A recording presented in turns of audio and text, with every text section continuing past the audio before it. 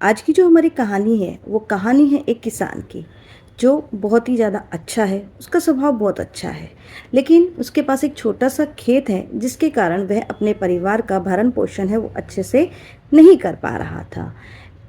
उसके पास छोटा खेत होने के कारण वह अपना काम जल्दी ही पूरा कर लेता था। उसके पास थोड़ा समय बच जाता था। अब वह एक दिन सोचता है कि इस बचे हुए समय में क्यों ना मजदूरी की जाए, ताकि उसके परिवार का जीवन यापन भी है वो अच्छे से हो सके। ऐसा सोचकर वो अपने गांव के सेठ जी के पास जाता है। उन्हें कहता है कि उसे वो नौकरी पर रख ले, मजदूरी करने के लिए रख ले। सेठ होता है वो एक भला इंसान होता है, तो वो कहता है कि तुम्हें मजदूरी करने की ज़रूरत नहीं है, मैं तुम्हें अपना एक खेत देता हूँ, तुम्हें उसकी पूरी जिम्मेदारी लेनी है, लेकिन जो उसका मुनाफा होगा वो हम आधा आधा कर लेंगे। यानी कि ज़मीन तो मेरी होगी, लेकिन काम तुम्हारा होगा, और उसमें जो मुनाफा होगा वो हम आधा आधा कर लेंगे। रामू बहुत खुश हो जाता है। अब एक वह अपना काम खत्म करके अपने खेत से वहाँ पे चला जाता है और वहाँ पे खेत पे काम करता है। एक दिन वह उस पर एक दिन वह काम कर रहा होता है, हल जोत रहा होता है, तभी उसका जो पैर है वो एक सख्त घड़े से जाके टकराता है। उसको पहले तो वो डर जाता है कि पता नहीं क्या है। अब वह देखता है कि इसमें क्या है, तो उस पर एक लाल कपड़ा बंधा हुआ होता है एक घड़े पे। अब वो उसको खोलने से भी एक बार तो डर रहा होता है, लेकिन वो कैसे जैसे अपना हिम्मत करके उसको खोलता है। अब खोलता है तो देखता है कि उसमें गहने हैं, आभूषण हैं बहुत सारे।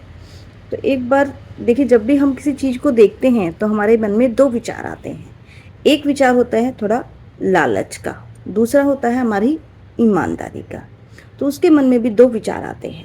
एक सोचता है कि क्यों ना मैं इन आभूषणों को, सुनार को बेच दूं, और अपने परिवार का, जितनी भी उसके परिवारों में खाने पीने की कोई भी कठिनाई आ रही है तो उन सबको एक ही साथ में ख़त्म हो जाएंगी वो सब कुछ, और वो अपने परिवार को बहुत ही अच्छे से सुख से रख सकेगा, सुखी रख सकेगा।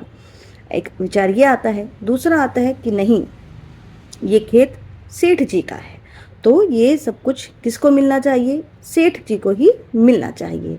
अब वो इन दोनों विचारों की उधेड़-बुन में लगा रहता है। तभी वो अपने एक विचार पे अड़ी होता है। वो क्या करता है, वो सेठ जी के पास जाता है और उन्हें सारा वो पूरा का पूरा घड़ा है वो उन्हें दे देता है, और कहता है कि ये वहाँ पे उसको सब कुछ बता देता है कि वो हल जोत रहा था और वहाँ पे उसको ये मिला।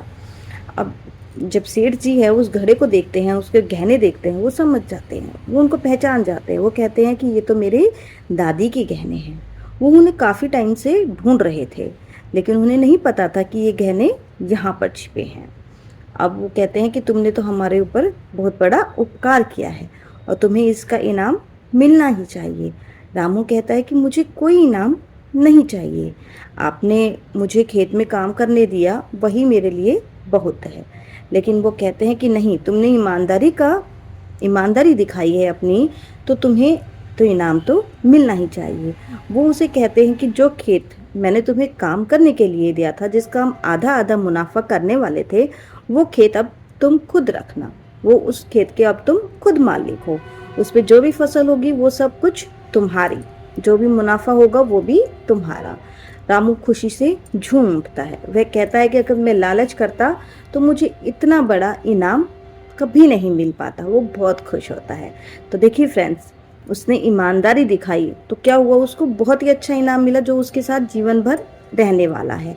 अगर वो गहने रख लेता, लालच करता, तो देखिए कभी ना कभी क्या होता, उनका गहनों का, लालची का, उसको राजा को पता तो चलता, सेठ जी को पता चलता ना कि उसने गहने, इसीलिए वो अमीर हुआ है। तो उसको हमेशा मन में क्या होता है, एक डर सताता रहता। यानी कि जब भी हम कभी कुछ ऐसा काम करते हैं तो हमारे मन में थोड़ा डर सताता रहता है। और अगर हम ईमानदारी वाला विचार है, कभी भी आप ईमानदारी के रास्ते पे चलते हैं तो हमेशा आपको मन में एक सुकून रहता है कि हमने अच्छा काम किया है। तो फ्रेंड्स, अगर वीडियो अच्छी लगी है तो प्लीज़ इसे लाइक कीजिएगा, शेयर कीजिएगा, कमेंट कीजिएगा और हमारे चैनल को सब्सक्राइब कीजिएगा। बाय।